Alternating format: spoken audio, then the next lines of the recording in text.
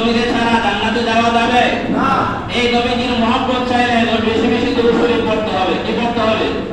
বিভিন্ন দরুদ শরীফ আছে সংক্ষিপ্ত, যেগুলো আমাদের জন্য সহজ সেগুলো পড়বেন। অনেকে সংক্ষিপ্ত চায়, সংক্ষিপ্ত দরুদ শরীফ আছে কিনা? সিরাজুস সালিকিনের মধ্যে কয়েকটা দরুদ শরীফ আছে কিনা? সেটা আমরা আলোচনা করব। যেগুলো ফজিলত বেশি সেগুলো আমরা আমল করার চেষ্টা করব। আল্লাহ রাব্বুল আলামিন যেন আমাদেরকে তৌফিক দান করে দেন। সকলে বলি আমিন। যখন দরুদ শরীফ পড়া হয়, এই রাসূলের রওজার পাশে কিতাবের মধ্যে এসেছে সকাল থেকে সন্ধ্যা পর্যন্ত ৭০,০০০ ফেরেশতা নবীর উপরে দরুদ শরীফ পড়ে।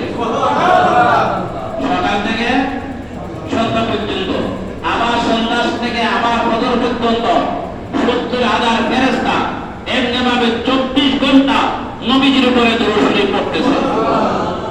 সেই নবীজির উপরে দরুদ শরীফ বলে, মিলাদ শরীফ বলে আমাদের অনেকের ভালো লাগে না। আছে কিনা বাবা? দরুদ শরীফ নিয়ে, মিলাদ শরীফ নিয়ে আমাদের বাবা। যে নবীরে আমরা যে মিলাদ শরীফ করি, কার মহব্বতে করি? আমাদের বাপ দাদার মহব্বতে না আমাদের টাকার জন্য করি, না জিলাপের জন্য করি, না খানার জন্য করি? আমরা কার মহব্বতে করি? নবীর মহব্বতে আমরা মিলাদ শরীফ করি। কার মহব্বতে? এইটাই তো মহব্বত। নবীর সাথে যার মহব্বত আছে, যার সাথে যার ভালোবাসা আছে, তারকে ডাকতে কতই তার ভালো লাগে। লাগে কিনা? দুনিয়ার মধ্যে দেখেন একজনে ভালোবাসা করে এমন আছে রোজ জীবন দেওয়া দিচ্ছে। তার জন্য জীবন দেওয়া দরকার ছিল নবীর জন্য। কার জন্য?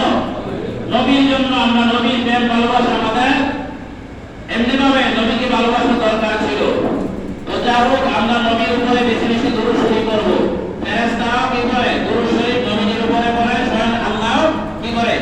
দরুদ শরীফ পড়ে। তাহলে আমাদের দরুদ শরীফ পড়া দরকার আছে কিনা বাবা?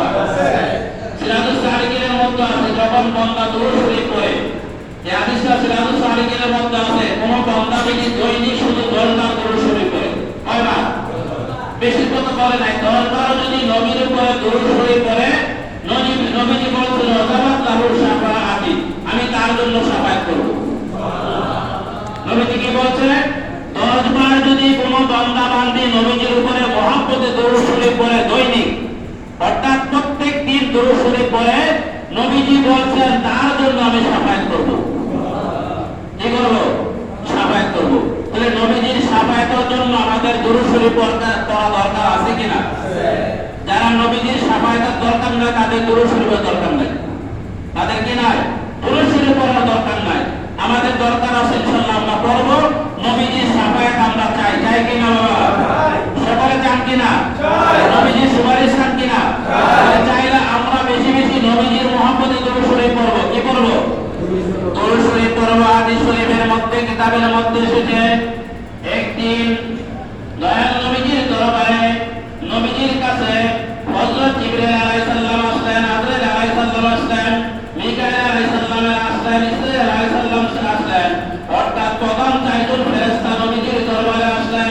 বললেন, ইয়া রাসূলুল্লাহ, ইয়া হাবিবাল্লাহ, ইয়া রাসূলুল্লাহ, ইয়া হাবিবাল্লাহ, কোন বান্দা যদি কি করে, আপনার কোন উম্মত যদি আপনার মহব্বতে দৈনিক 10 বার দরুদ শরীফ পড়ে, হযরত জিবরাইল আলাইহিস সালাম বলতেছেন, ইয়া রাসূলুল্লাহ, ইয়া হাবিবাল্লাহ, আপনার কোন উম্মত যদি আপনার মহব্বতে দৈনিক 10 বার দরুদ শরীফ পড়ে, কালকে আমাদের দিন বুঝতে আপনার এই উম্মতরা ফুলসারাতে ফুলের উপরে থেকে যায়, আপনি এটা পাইতে পারে না। আমি জিবরাইল আলাইহিস সালাম ওই আপনার উম্মতটাকে হাতে ধইরা বৃষ্টির মতো ফুলসারাতে ফুল পার করে দিব। জিবরাইল আলাইহিস সালাম কি বললেন? যদি আপনার কোন উম্মত ফুলসারাতে গাটিতে, অর্থাৎ ফুলসারাতে ফুল আমরা পার লাগবো কিনা? যে ফুলসারাতের লম্বা হইল 50,000 বছর, 30,000 বছর। কয় হাজার বছর? ফুলসারাতের ফুলটা পার হইতে 30,000 বছর লাগবে। কয় হাজার বছর? সবার জন্য 30,000 বছর? সবার জন্য না, কারোর জন্য বাড়ি কাটতে সেকেন্ডের মধ্যে পার হয়ে যাবে না। কেউ টেরও পাবে না, 20 দিন মতো পার হয়ে যাবে, আর কেউ পার হইতে পারবে না। তো ফুলে উঠতে লাগবে 10,000 বছর, মাঝখানটা পার হইতে 10,000 বছর, ওই পারে আবার 10,000 বছর। এমনি ফুলসারাতের ফুলটা পার হইতে 30,000 বছর লাগবে। আর জিবরাইল আলাইহিস সালাম বললেন, ইয়া রাসূলুল্লাহ, ইয়া হাবিবাল্লাহ,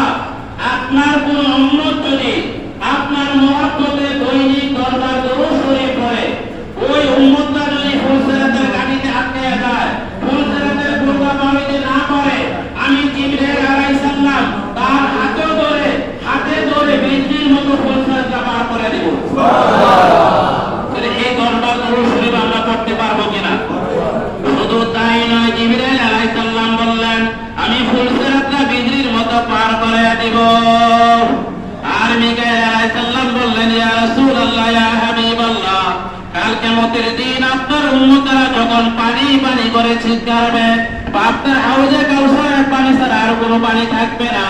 আপনি ওই হাউজে কাউসার থেকে আমি এক গ্লাস পানি নিয়ে আপনার ওই উম্মতরায় দিব।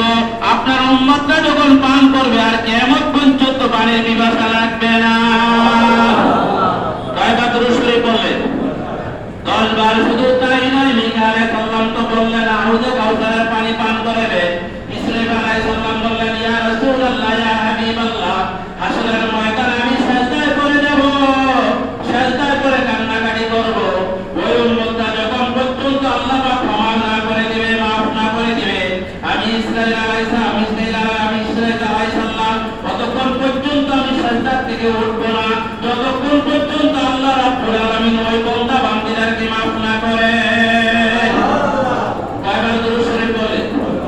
10 বার দুরূদ শরীফ পড়লে আজরাইল আলাইহিস সালাম বলতেছেন, ইয়া রাসূলুল্লাহ, ইয়া হাবিবাল্লাহ, কোন আপনার উম্মত যদি 10 বার দৈনিক দুরূদ শরীফ পড়ে, শুধুমাত্র দৈনিক 10 বার দুরূদ শরীফ পড়ে, তার কেমন ওই বান্দার যখন মৃত্যু হবে, ওই বান্দার মৃত্যুটা এমন আসানে শহীদ হবে, যেমন নবী রাসূলদেরকে ঈমানের সাথে তাদেরকে আসানের সহিত মৃত্যুবরণ করা হয়, তাদের বাসামারা এমনি ভাবে আসানের সহিত তার দানটা কবজ করা হবে। কি করা হবে? আসানের সহিত টেরও পাবে না কোন সময় তার কি করছে, রোডা বাড়াই দেখা, এইভাবে আসানের সহিত তার কি হবে, দানটা কবজ করবে। কয়বার দুরূদ শরীফ পড়লে? 10 বার দুরূদ শরীফ পড়লে আপনি এতটুকু ফায়দা পাবেন। আর যদি বেশি পড়েন তো আর কতটুকু ফায়দা পাবেন দেখেন। এই 10 বার দুরূদ শরীফ পড়ে আরেকটা ঘটনা আছে, আরেকটা ঘটনা বলতেছি। স্বয়ং আল্লাহ রাসূলের দরবারে একজন মুনাফিক, আরেকজন হলো আল্লাহ রাসূলের একজন সাহাবা। আল্লাহ রাসূলের একজন সাহাবা কি করলেন, ওই মুনাফিক দুইজন আল্লাহ রাসূলের কি করলেন, একটা ওই আল্লাহ রাসূলের সাহাবা একটা উট চুরি করে নিয়ে গেছে। কি করে নিয়ে গেছে? কইতাছে, ইয়া রাসূলুল্লাহ, ইয়া হাবিবাল্লাহ, আপনার ওই সাহাবা আমার উটটা কি করে নিয়ে গেছে, চুরি করে নিয়ে গেছে। আমার উটটা কি করছে? চুরি করে নিয়ে গেছে। আল্লাহ রাসূলের দরবারে যায় বিচার দিছে। কি করছে? আল্লাহ রাসূলের দরবারে বিচার দিছে। দেওয়ার পরে ওই মুনাফিক ব্যক্তি আরো দুইজনকে হাজির করলেন, তার পক্ষে সাক্ষী দেওয়ার জন্য। আমাদের দেশে আছে কিনা মিথ্যা সাক্ষী দেওয়ার মতো লোক? আছে কিনা? টাকা পায় আমরা সাক্ষী দেই কিনা? এই সাক্ষী দিলে তাদের আসল নাসর হবে ফেরাউনের লোকে, কারুনের লোকে। আর যারা সত্য সাক্ষী দিবেন তাদের আসল হবে নবীর সঙ্গে। এরা বলছেন, বাবা যদি আপনার মনে চায়, আপনাকে আল্লাহ পাক বিবেক দিয়েছে, বুদ্ধি দিয়েছে, সত্য সাক্ষী দিবেন। অনেক সময় একটা সাক্ষীর দ্বারা একটা মানুষের জেল হয়ে যায়, মৃত্যুদণ্ড হয়ে যায়, ফাঁসি হয়ে যায়, হয় কিনা বাবা? একটা সাক্ষীর দ্বারা অনেক সময়, আবার একটা সাক্ষীর দ্বারা একটা মানুষ জেল থেকে মুক্তি পেয়ে যায়, তাই কিনা? এমন ঘটনা আছে কিনা? তাহলে কি করছে? আল্লাহ রাসূলের দরবারে দুইজন কি করলেন, এক ব্যক্তি দুইজন মুনাফিককে নিয়ে হাজির করলেন, সাক্ষী দিলেন, ইয়া রাসূলুল্লাহ, এই ব্যক্তির উটটা আপনার সাহাবা চুরি করে নিয়ে গেছে। রাসূল পাক সাল্লাল্লাহু আলাইহি ওয়াসাল্লাম আল্লাহ রাসূলের সাহাবাকে হাজির করলেন, আর দুইজন হয়ে তাদেরকে হাজির করলেন। তখন বললেন, ইয়া রাসূলুল্লাহ, ইয়া হাবিবাল্লাহ, আপনার দরবারে সাক্ষী দেওয়ার মতো আমার পক্ষে আর কোনো লোক নাই, আর কেন লোক নাই। কিন্তু ওই ব্যক্তি তো দুইজন লোক হাজির করে আছে। ইয়া রাসূলুল্লাহ, ইয়া হাবিবাল্লাহ, আপনার দরবারে কোনো মুনাফিক ব্যক্তি ছাড়া মিথ্যা কথা বলতে পারে না। কি বলতেছে? আপনার দরবারে কোনো মুনাফিক ছাড়া মিথ্যা কথা বলতে পারে না।